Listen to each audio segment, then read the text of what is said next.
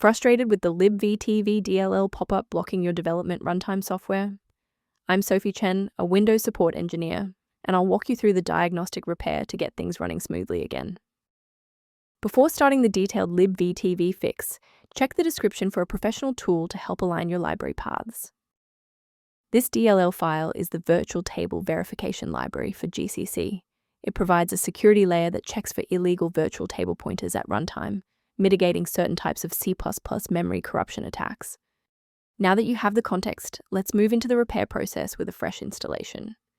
This error usually indicates that your development runtime software directory is damaged or incompletely installed. I recommend you download and reinstall the official version of your development runtime software to replace specific required files such as the Libvtv.dll. If the error persists despite the new library files, we must verify if a simple synchronization conflict is preventing the file from loading. A simple restart can resolve file-in-use errors that mimic a missing the libvtv message. It's a low-effort step that ensures your operating system starts with a clean execution stack. Don't forget to bookmark the video or give it a like before you restart. It's the fastest way to jump right back into this tutorial after the reboot.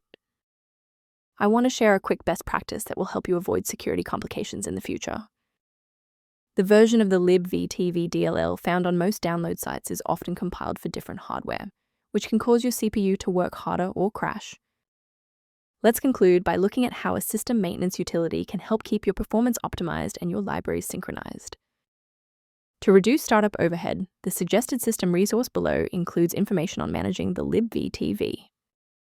Your feedback is valuable. If this fix got the Libvtv working for you, please like the video and subscribe to stay informed on maintaining a secure environment.